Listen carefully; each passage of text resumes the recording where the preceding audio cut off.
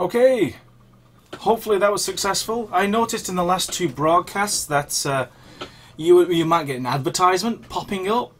So what I thought would be a really good idea is if I let a little bit of splash screen play for a little while, so you're not cutting off the beginning and missing something that might be really useful for you. I hope you like the music. Like I said, I think I've got the audio right this time. We had a little bit of a play around with the sound settings. I think we're quite happy with what we've come up with. I've increased the gain a touch, so if you find the volume is now a little bit too loud, please let me know and I can adjust that for next time. Of course, next time for me is probably about 10 days away, because next week you'll be listening to the sultry charms of Ravy as he talks about the modules that he's been personally involved in the last couple of years. So this is Game Guru, the easy game maker, and today I want to show you a little bit more about the editing features, being able to create your game in a little bit more detail. In the last broadcast we showed you the terrain sculpting and painting, and I kind of glanced over how you would create entities, putting entities down a little bit on the F9 mode, and I just want to drill in a little bit more details on that. So and I also got a few requests. One of the requests was would like to see more scripting, and I didn't really want it to get into really heavy advanced stuff this early.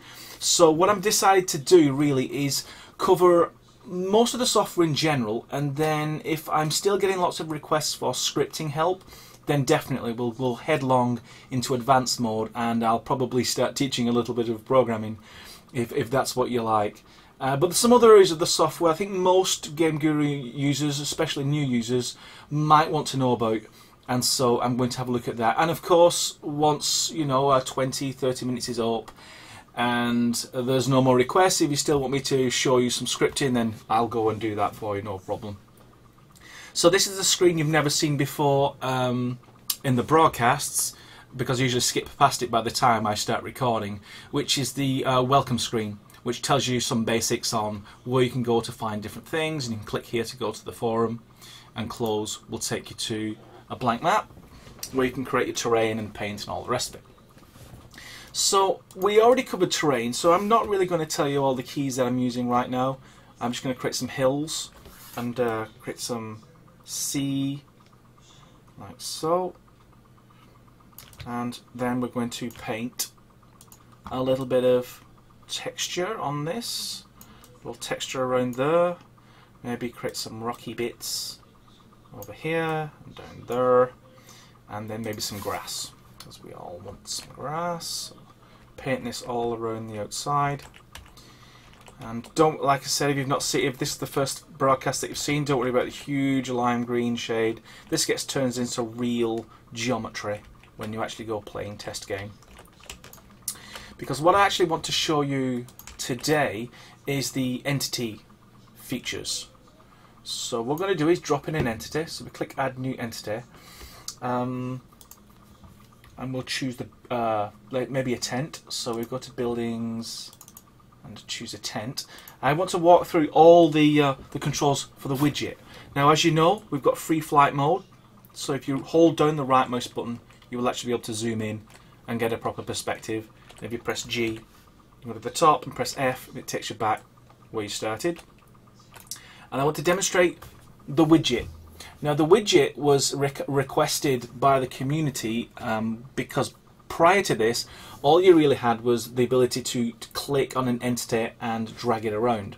And so we needed more sort of visual front-end ways to modify everything. For example, in the old editor, you had to use the R key to rotate, and that was kind of all you had. But now, thanks to the widget, you've actually got the ability to use the drag. So you can rotate it that way, you can rotate it that way, and you can rotate it like so. So you've got the 3-axis movement, and if you press 0, so I can rotate it like this and this and this using the keys. So that's 1, that's 2, that's 3, that's 4, that's 5, that's 6, and that'll place it in a strange place. So if you wanted to start again, you can just drag in a new one and it's nice and clean. So 1 is rotating on the x-axis, 3 on the y-axis, and 5 is the z-axis, like so. And of course position, I think we're all familiar with position. Arrow will move you up, and then the red arrow will move you on one axis plane and blue on the other. But you've also got these little squares here. Those actually move you on 2 axes. So this is both the what we would call the Z and the Y. So you can drag it around like this along that plane. Then you've got this one, which is on the Y and the X. So we'll slide it along there. And let's say you placed it on the floor like this. And if you press the green one, that's the X and the Z. So it'll always slide it around the floor and it will maintain the height position. But there's also shortcuts as well. You can actually use the page up key and the page down key, and that will actually move it manually. So you'll always find a keyboard shortcut invariably for all these if you didn't want to use the widget. And so if I show you the F1 page, you'll actually get a full glimpse of these. As you see, you've got page up and page down for move entity up and move entity down. Return, that's another thing I can show you, and change it from static to dynamic. So if I come back into the editor, let's pick a different entity. Let's pick something like a box, like so. I can click it down, hold down shift, so you can actually place multiple copies. But if I hold down, hit return, sorry, and now place it, look what happens. It stacks it one on top of the other. So that's the power of the return key, because you're in sort of a find the the highest point mode. If you press return again, it will just find the floor. If you press return again, it'll find the top. And I also mentioned something about Y, so that means it's dynamic because it's green, and then you press Y again and then it's red because it's static. And the difference is, if I stacked up these guys, so let's press return, hold down shift and stack like this, if I kind of make the stack a little bit wobbly, like it's going a bit off, these are all going to be dynamic. Static ones will never ever move ever in the game, but dynamic ones use physics. And so you can see it's pretty precarious, that stack. So what we can do is we'll drop down a start marker and we'll press test game, and when you start the game you should see that huge stack of crates fall to the floor, because it's not a sound structure and it falls over, and that's the difference between static and dynamic. I can demonstrate that also using the F9 mode, and it's one of the things I actually wanted to show you, because I personally like the F9 mode. It's sort of like you can be playing your game, and then any time during you playing the game you can decide, I want something in my game at this point. You don't have to go back out to an editor, sort of find your place. You can actually just carry on creating from within the game itself. So we all know about the terrain stuff from a previous broadcast, so I won't dwell too much on that. Maybe I'll come back to it a bit later. The one thing I wanted to show you was the dynamic mode and the static mode. You see, you've got a crate that's static, and it will just place it in the scene like so. But if it was dynamic, watch what happens. It goes into the water, and you can keep doing it. You can roll it all, and you can go through the side and say, I'll have some more.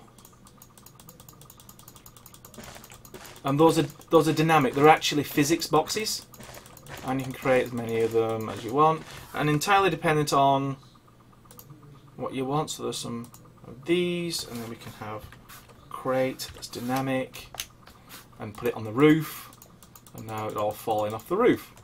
So you've got full control, and you can just do whatever you like. And similarly in the editor, you've got page up and page down, so you can move it a bit lower if you want manual control. You can rotate it, so you can rotate it in lots of different directions. That's that way, rotate it that way, and make a nice little totem pole. It's entirely up to you. So that's the fun part really of the entity, the F9 mode. If you wanted to go higher in the sky, there's the square brackets, which takes you up, and then the open square brackets takes you down. The camera controls are interesting. If I move forward, look, I'm keeping my altitude. It's not zooming down into the scene. I'm sort of skating around at that level. And that's by default, because it's kind of the best way to just edit across different parts of your game. It's a very convenient way. But what if you wanted to zoom in, you know, zoom into the, well, you press L and that removes the altitude lock, and then you can zoom in and go in through there and up again, and then it's just sort of what you'd expect, say, of a free flight system. But as you can imagine, it's a little bit more tricky because now the forward movement is also changing your height, so you'll be constantly adjusting. So if you press L, you can just slide like so.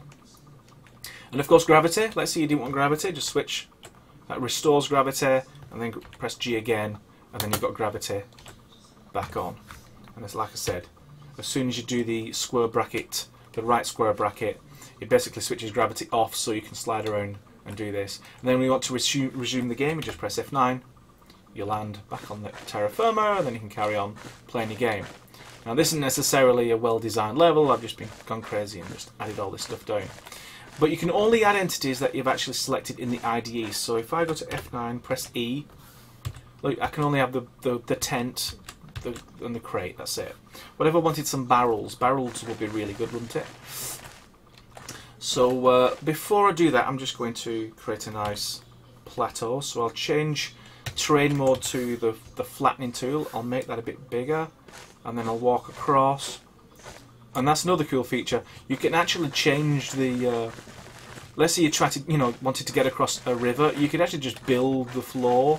You don't have to go back to the editor to sort of sculpt that. So if we can go back now, so it's escaped to go back to the IDE. We'll find that little plateau that we created, which was there. Maybe put a new start marker, so we can start in the position we want, and then we can add more entities, things that we want to actually do in F9 mode. So like I said, we wanted a barrel, so we'll choose an exploding barrel. Exploding barrels are cool. Let's see what else we can drop in for later. Scenery is pretty cool. You can have these guys, we can have some fences, and whilst we're here, I know I'm bouncing around from one mode to the other, but I think it's probably the best way, because otherwise I may forget and miss something out. These fences are pretty cool, but you try and place them one after the other, and it's quite a manual job. Look, I'll hold down shift and click one, then you've got to kind of line up the other. You think, yeah, that's about right, and then you do it again. Look how much time I'm taking to just line it up, and it's taking quite a while, and it's not going to be perfect. If I actually show you, zoom in my efforts, back there it looked like a seamless wall, but there's a huge gap. It's actually wrong there. What you can actually do is something called snap mode. So I've got my fence. If I press B, if you look in the bottom right, it now says snap. So hold down shift and click one. Watch what happens to the next one. It's like a magnet. It locks immediately to the last entity that you place down. It has to be the same entity, but providing you follow that rule, you can click once, it locks there, it locks there. And also what's really cool is it also works with rotation. If I rotated it, you see, it can figure out how to lock to something even after it's rotated. And in coding terms, I was quite pleased with that. But all you've got to worry about is setting the mode and then making it click. And it's a lot easier than placing them down manually. So that's a snapping mode. There's another mode. I'll choose an appropriate block. Maybe, where would I have put them? Maybe fixtures. Yep. Choosing the paving slab or the floor. What we want is something that's 100 by 100. Here we go. Slab clean. And then there's another grid mode. If you press B again, it's called grid.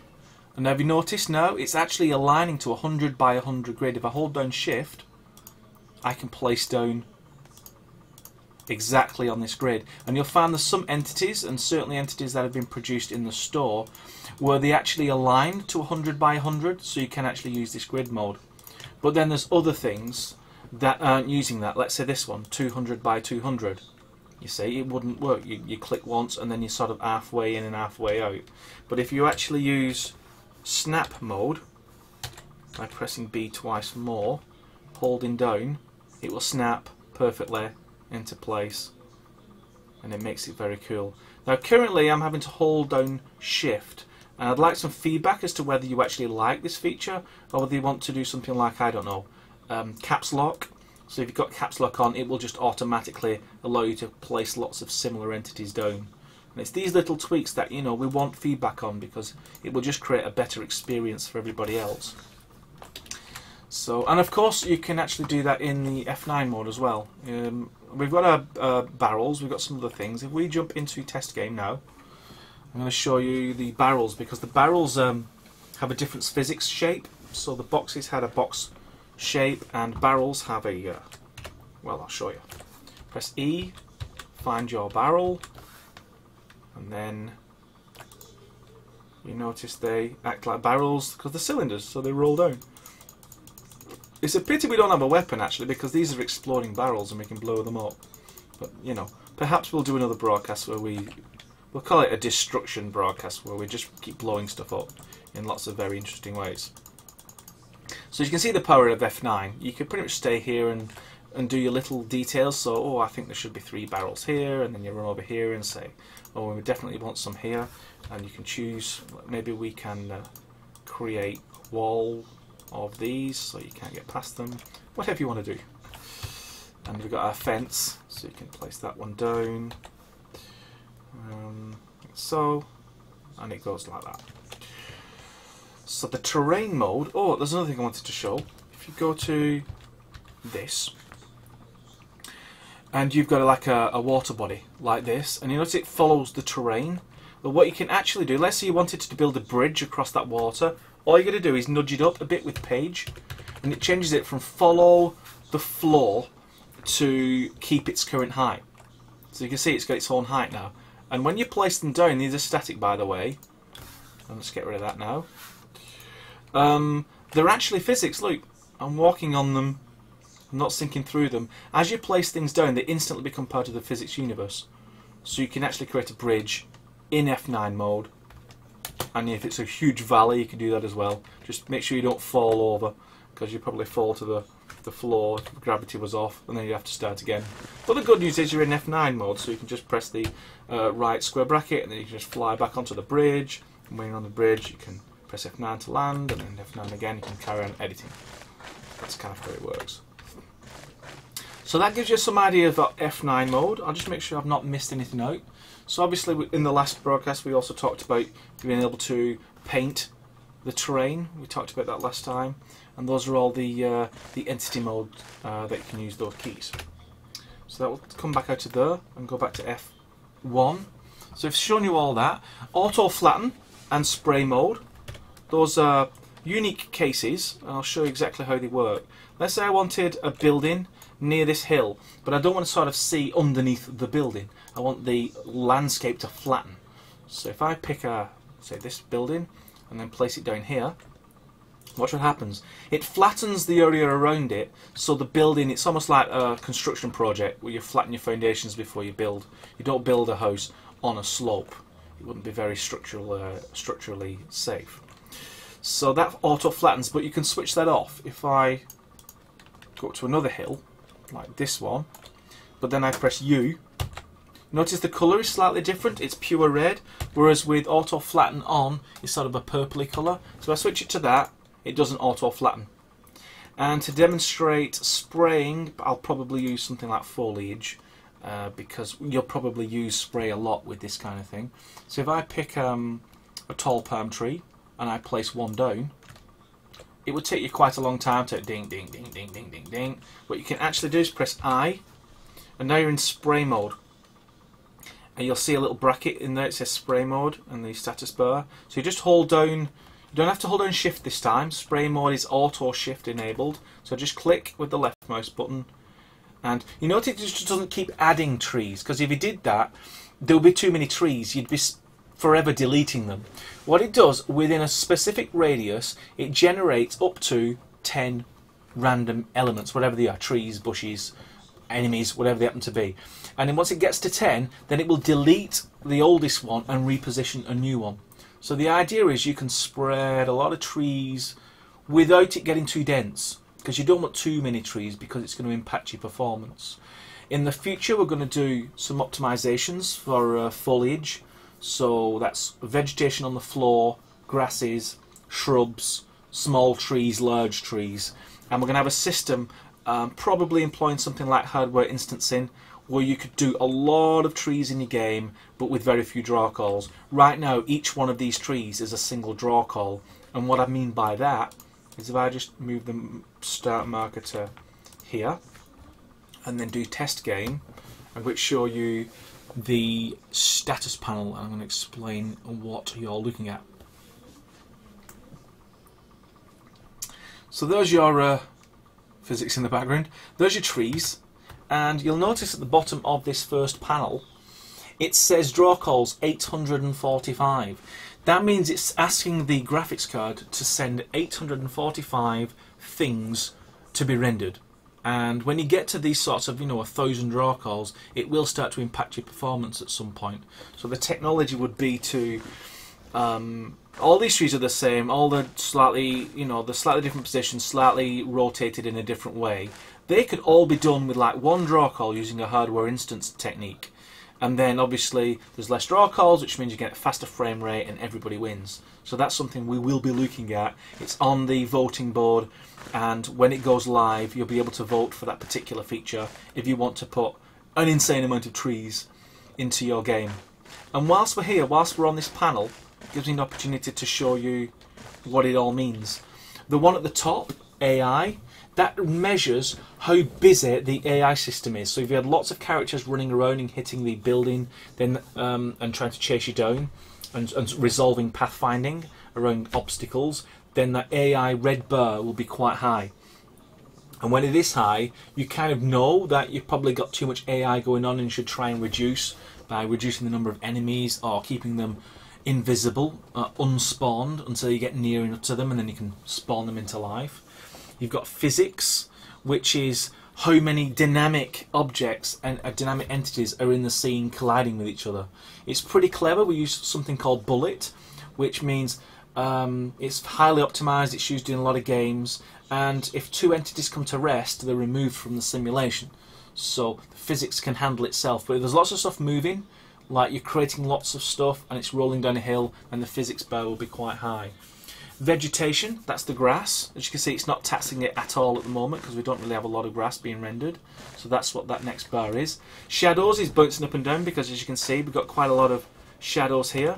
If I go to terrain highest setting, you can see better shadows. And of course, the shadow bar goes up as a direct proportion because now the graphics guy has been asked to render much higher quality shadows, and that has a cost. So you need to be aware of that, and the way you're aware of it is to look at the metrics panel. Sky and water is really referencing things like how expensive the sky is to render and how expensive this reflection is to render. You see, as soon as I went near the water, it said, "Oh, I've got some reflection to do," and so that was hit. And then you've got rendering, which is the overall sum of all the rendering costs. Controls. That jumps up when you go into these sliders, but that won't hit when you're playing the game, so you can ignore that one. Miscellaneous is a garbage collector for any performance that isn't accounted for, usually at 0. If you've got weapons, the weapons will show you how intense they are, but that's a very low hit. We probably will remove that status panel because you pretty much get weapons for free in terms of performance. Occlusion's a great bar. Right now, it's not being taxed at all, but we're going to improve the occlusion system and then represent that bar there to show you how hard it's working in order to illustrate, the efficiency of your scene, and you might be able to improve it. But we're going to maybe do an occlusion system if you vote for it, and that should eliminate that performance hit quite a lot. Post-processing is the bloom and things like the vignette and all these really cool effects, like motion blur. If you want to motion blur going crazy, then post-processing is going to be busy doing all that. Let me just put that back because there's a bit too much motion blur going on there. Keep that back and then get bloom right down to normal levels. So that gives you an idea of metrics, and I just want to kind of quickly go over these other panels because I've been bouncing in and out of tab and I probably haven't really explained it and not demonstrated some really cool features. For example, I showed you changing the grass, but you can also change the sky. So if I go to something like blue, you can change the sky. So it's a nice sky. And you notice the clouds scrolling up there. So those are built into the sky effect. You've got a cartoon sky, if you wanted to go for wacky crazy. And golden. You've even got night, if you wanted something really dark. So you could do that and then set the... Here's another thing. So let's say you can change the fog, start and end, and the colour of the fog. So if you set the fog to like a really dark blue and brought it right in, you can see it's kind of creating more of a nighttime feel. And a couple of tricks if you wanted to do a nighttime level. Remember, blue is quite prevalent, so I can increase the fog some more so it's really dark. And if I actually added little tints of blue by removing the other two colours from that and from the ambience, you see it feels more like nighttime because blue is quite prevalent and it really creates that impression. So you've got fog. You can change the ambience. Ambience is even if there's no direct light source. So dark here on the dark side of this building, if I increase the ambient level, doesn't matter whether you're actually in direct sunlight or not, I can still affect that value. And surface level is only the bits that are actually going to see light directly. So that's what surface values mean. And specular is best seen when you've got entities on highest. So you see this lovely glow coming off that brick with the normal map. If you actually dial it down, you can see the effect of specular. And brightness is self-explanatory. Let's say you're looking at that scene, you increase the brightness. It's crazy, but then what you do, you have this second slider which will create what's called contrast, and then you can bring that down so it's not as washed out, so you end up with this very striking looking graphic. And these are very subtle sliders, but if you play around with them long enough, you can get some really nice effects. So I invite you to play around with those and try and strike a mood for your level. And I've showed you post-process effects in the previous broadcast. Grass, I think I showed you that as well. That's increasing that will make more grass and make the grass animate. And I think I've showed lighting as well. Distance, I probably need to put fog back to normal levels, but I can actually just reduce the intensity of the fog. Now watch what happens when I look at the distance. Let's say what you really need is a hill in the distance to show this transitional effect. But the idea is the texture up here is really nice and detailed, but the texture over there where that hill is, you don't necessarily need that to have this high resolution texture. So what you can do is bring the distance of the transition right close to you, and if we change the range to that and then we move it out just so you can see it, look at the difference between this is the high resolution texture and that's the one you render in the distance. Basically the bottom line is it will be faster if you use that really pale green thing. In order to fool the user, you create a transition, you blur the line between this real texture and the assumed one, which just takes the average of the terrain. And because it's pretty obvious because it's sort of a bit too close, you can then use distance to push it into the distance like that. So we'll push it to about there. So now it's sort of, you can see all the texture up close, but in the distance you don't really care because it's too far away to appreciate the details of the texture. And speaking of texture, you can also change the terrain type. So we've been using lush, we can go to something like desert. So you can see it's massively being affected by this brightness and the ambient stuff that we've been playing around with. But if we set this all to normal, which restores all the RGBs, and reduce the ambience a little bit, you see the proper texture for the terrain. And if you go to jungle, you've got a nice grassy, and see the effect of extreme specular. You can dial that down with this one, so you can dial it right down like that. And you've got also other things. Here's a more subtle version of it, and wasteland, which is very sandy, and as was said before, you can go into terrain mode and you can paint sort of that sort of cracked earth like Death Valley. That's a nice rock material. There's another kind of rock, and of course they all blend together in that order. So if I switch that off, you've got this kind of rock which transitions to this kind of rock, which transitions to this sort of flat with cracks, and that's the one right on the top. That's kind of, if you imagine that was grass, now it becomes mud, and that's sort of what you could build on. So you've got this nice transition between them. So I highly encourage you to go check out the terrains, and of course grass, I think we've seen that before. So if you go to F9 and press 0, you can paint some of this down. Green grass doesn't look particularly convincing when it's a desert, So we've got other things like weeds. Let's see if we can find something that's a bit more appropriate. We'll probably change these to little pictures rather than you trying to figure out what's what. So there you go, that's a nice vegetation for that kind of terrain. So I'll just go back to the IDE so we can see what we've created. I think I'll save that just in case we want to refer to it later. So I'll call that level 3. Just looked at the clock, chunnering away, it's definitely gone 30 minutes. So I'm going to open the floor a little bit to some questions. And obviously it's only the last 10 posts that I can read, so if you do have a question that wasn't answered, just repost it. And then I'll be able to help you there, no problem at all. Starting at the top of the one I could see, I have one Lua question about showing text on the screen with the prompt command to tell a story on the screen. Okay, quite happy to answer that for you. Have a good weekend. I'm going back to my visit. See you later. Bye. So no question was actually asked, but I can actually answer it anyway. That's no problem. If we go to get rid of all these and that and that, and go into the script bank. Now there will be a lot of these that use the prompt command, but I'll show you the one we showed last time just to keep things familiar, which is light switch. The command's very, very simple. Prompt, brackets, and then you put the text there, and whatever that is, it will actually launch that for 3 seconds. So as soon as you issue that command, it will place it at the bottom of the screen for 3 seconds. Now there's some extra things you can do with this, which is pretty cool. If you put comma and then say 5000, it waits for 5000 milliseconds. So it changes the default, draw it to the screen for 3 seconds, and then instead it's going to make it 5 seconds. Or you can make it 1 second, so it's really quick, or 10 seconds. But there's another one, even better command, called prompt local. And what this allows you to do is do something like hello, close brackets.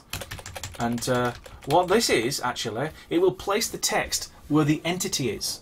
It will actually put the text inside the render, wherever the entity is. So if you wanted, say, a character to speak, you'd use prompt local. You wouldn't use prompt because that would just place it at the bottom of the screen. Of course, you realise that means you can have lots of text on the screen. If you've got 5 characters all talking at the same time, this text might start overwriting each other. So it's very important that you have extra code which can regulate the conversation. So hopefully only one person's talking at any one time. So that's the idea of putting text on the screen. There are some other commands for actually putting actual graphics on the screen. You can load in an image and then paste that to the screen. But that's getting really advanced, and we'll probably cover that on a broadcast that specifically focuses on scripting, where I can get all my ducks in a row and I can show you it properly and efficiently, because I'm not really prepared to show you all the different things you can do with the graphics and the GUIs and stuff like that. But we'll definitely get to that. Okay, let's see what else we've got questions wise. Could we get a way to have a grid base on the current object size? Yeah, we could do. There is actually a feature we added to the voting board, which is that exact same thing, a visual grid.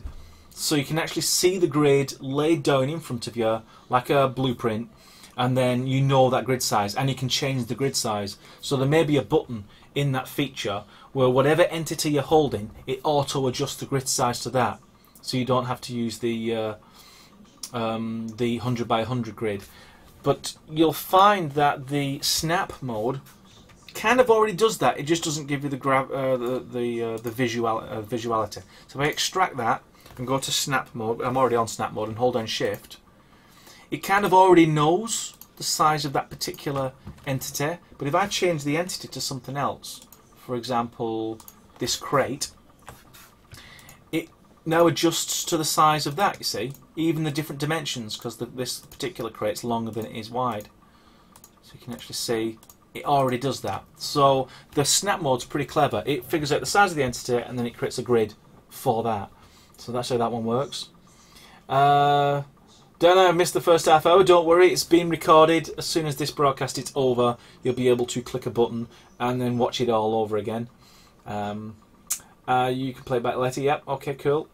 2 hours not enough time for an update. FP is deranged. Okay. So, is there any more questions? I can probably scroll up the list actually and see if I can dig out any old ones. Cool Guy 6316 says, is this better than Unity or UE4? I'd say for building a game from scratch in a couple of minutes, yes. There's just no way you could sit down and create sort of the amount of game that you get with Game Guru in the first couple of minutes compared to pretty much anything else right now, which is a big bold claim. But you know, I dare you to test me wrong. You know, create a game in 5 minutes in this, then install any other game creator you want and give yourself 5 minutes and see what you've produced at the end of those 5 minutes, and the evidence will speak for itself. But better in terms of AAA quality, well, both Unity and UE4 are used by AAA studios, and they have huge teams of artists and programmers, testers, producers in order to create these, you know, these huge works.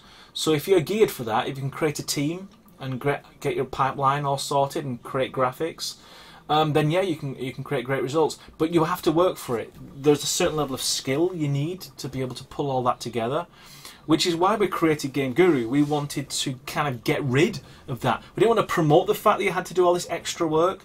We actually wanted to do that work for you and then give you a product where you didn't have to script, you didn't have to create art. You could just say, I want to create a game like this, and then go off and get some graphics from built-in assets or from the store or from the DLCs, just drop them in and all the mechanics are already working. You just press the button and you can play the game. That's the philosophy of Game Guru, to kind of give you less things to worry about, not more things. But I absolutely encourage you to try everything. You know, find out which one suits you. It's horses for courses, swings and roundabouts. It's whatever works for you. And I hope that as we grow Game Guru, we'll tick more of the boxes that let more people continue to use Game Guru to make more and more sophisticated games. So that's my hope, and I think we're going in the right direction. I think we're doing really well so far. And if you look at our voting board, which gets released real soon, you'll see all the features that we're going to add in the future, and it's going to be pretty awesome in a year or two.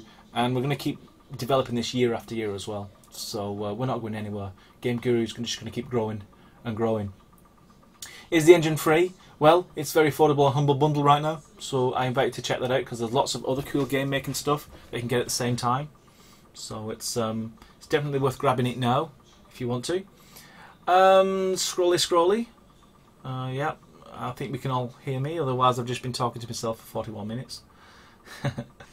Okay, cool. So we'll be a backup of this. Yeah, absolutely. Scrolling back to the bottom. Oh, we've got a question mark. Cool. When you put some of the performance on the processor cores, will it take some of the stress of the graphics card? I'm using a GTX 260. Absolutely. I've done a lot of graphics profiling. We did some performance work before, but that was really targeted at the really low end, trying to get the game to do as little graphics as possible. But we completely didn't look at the CPU.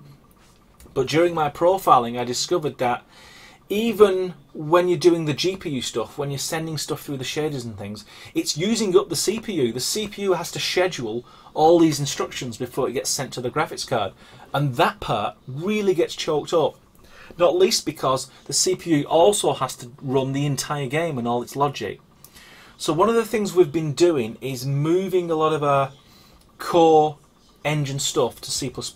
So our core loop is running as fast as possible. And once we're at that stage, we can do something called Encore, which is just to thread out and put things on different cores. So for example, we've identified AI as something that's perfect to run on a completely different core. Right now, your computer is running everything on one core. Only the light mapper can spread the work across all the cores in your machine. But when you're playing the game and when you're editing, your real-time editing, you're only using the one core, which is it's an extreme waste if your machine has 8 cores in it. So this is one of the optimizations that we are doing right now. You don't need to vote for this. This is the one we're actually going to do. So the idea is you can create your game as normal, drop in your enemies, drop in your physics, all this kind of stuff. But as soon as you play the test game, behind the scenes, the engine will then split all that work up in real time, and then it will run the AI and then feed it into the render right at the end. So you're basically creating a lot of parallel processes. It will speed it up. Can't tell you what the factor of the speed up might be. You know, if you've got 2 cores, it won't speed it up by a factor of 2 because there's an overhead in preparing all the tasks, scheduling them, sending them out, and then grabbing the data back. So it's never multiplication based on the number of cores you've got. But it should be a significant increase, and I think you'll be pleased with the result. You know, it's already running pretty good, but I think we can do a lot more, especially when we're in C++ and we're doing threads. So I'll keep you informed. I've got a blog that I run as well. So if you want the technical details of what I'm getting up to and the successes and failures, you'll probably find the day I start doing multi-core, you'll find it first on the dev blog, and you'll find the dev blog on the Game Guru website under the second tab at the top of the on top of the web page. In fact, if I can bring up the web page now, I can show you it. There it is, developer blog. So you can get all the SP of what we've been doing, all the details, sometimes the occasional screenshot if I'm allowed to. Usually my screenshots are very techy and not very appreciated. But yeah, it's the best way to find all the technical information if you want that. Another question come in. When will the shadows from the flashlight? I presume you mean when will the flashlight cast the shadows? Well, at the moment there's only one light source, and that's the sun that casts the shadows.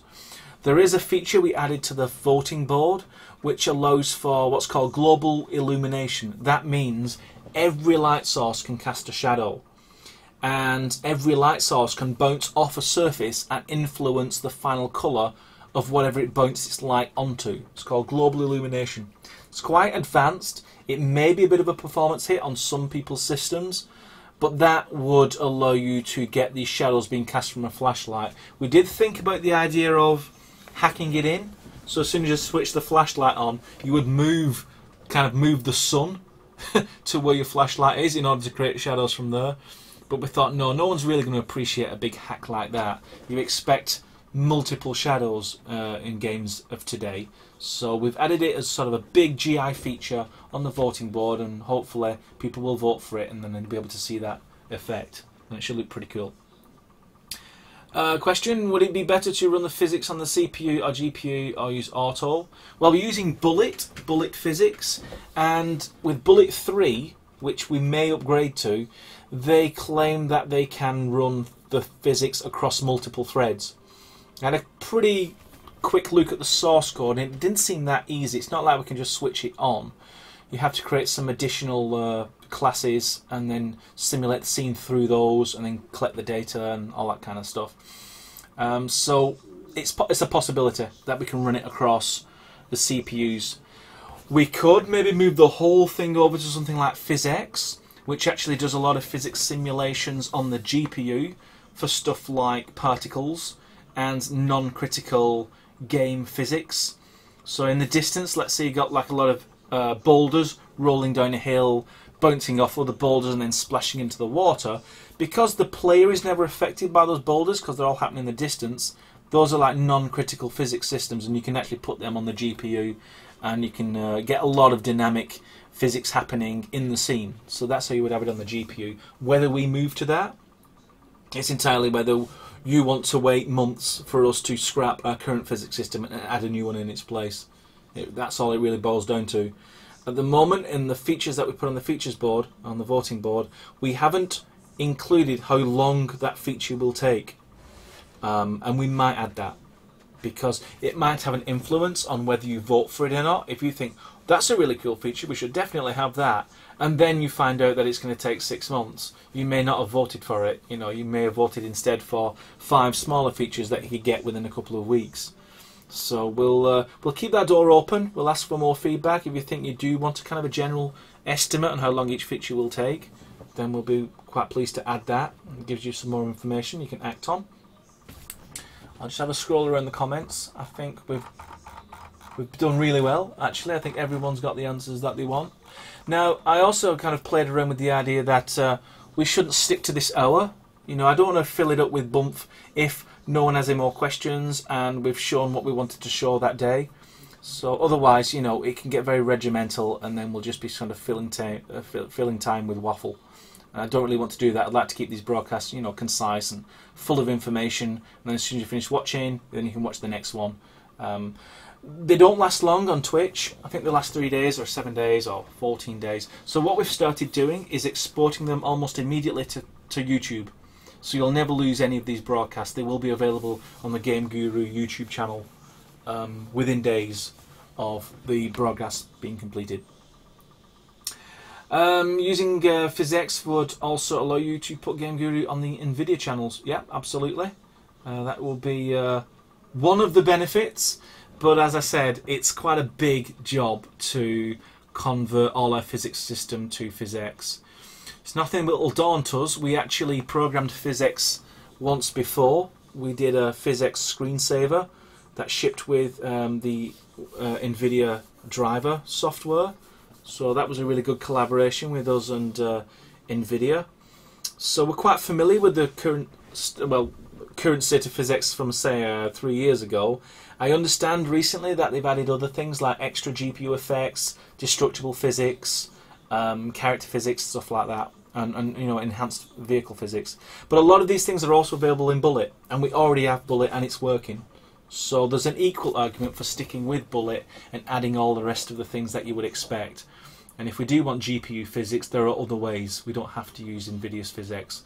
We could write them ourselves with more shaders and access to those parts of the pipeline that we can get at. Because remember, we are DirectX 9, so there's some things you simply will not be able to do. For example, DirectX 10 and onwards allowed you to stream GPU data back onto the system memory, so you could act on that data, which would be perfect for physics simulations.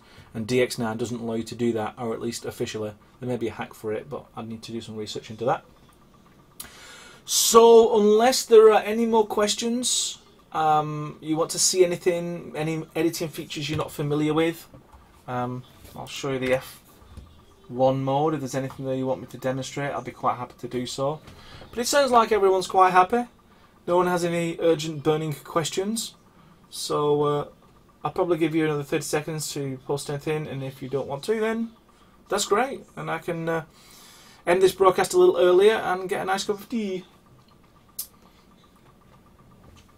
And of course, like I said, you can find out previous broadcasts just by going to either the Game Guru YouTube channel, or you'll find them actually on this Game Guru Lee Twitch page at the top of the page if you want to catch up on other broadcasts. And just to give you a heads up, next week, as I say, Ravy will be taking over. So give him a bit of leeway, because he might have to do some early experimentation with the broadcasting, much like I had to do. And he will focus on the character creator. There's a lot of really cool things that you can do with the character creator, and you don't want to miss any of those out, so he'll cover those and then answer any questions you might have on how you can do different things, and also the plans for the character creator in the future, because as we speak there are more body parts being created, so your selection within the character creator is going to grow as well. And maybe you'll get to look at the multiplayer stuff as well, how you can integrate, create multiplayer, play multiplayer games, all the different options that you can do. Maybe, if you ask nicely, look at the multiplayer Lua script. I think I was hinting that we'd support that in the future, and then Raby corrected me. He said that you can do that already. So you can actually make your own multiplayer rules by modifying the Lua script. You can actually do that right now, which is pretty cool. So if you want to see more of that, then next week, see if we can find the multiplayer broadcast, which specifies it's specifically about the multiplayer, and then you can ask those cool questions. Okay, cool. So there's no more questions, so it looks like my job is finished here for another day. It's Friday, so enjoy your weekend. Like I said, next week more entertainment from my southern counterpart. I represent the north, he represents the south. And like I said, I hope you enjoy continuing to use Game Guru. Watch out for the new features. The voting board should be coming live soon. I would be very surprised if it's not in your hands in 2 weeks' time. Absolutely enter the big competition that's been hosted in partnership with Humble Bundle. The prize money is crazy. I think last time I checked it was $25,000 and it's increasing all the time. And I want to see a Game Guru game take the grand prize, just for the kudos.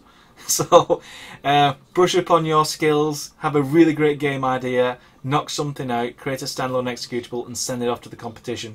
There's quite a few prizes. There's even a specific Game Guru prize.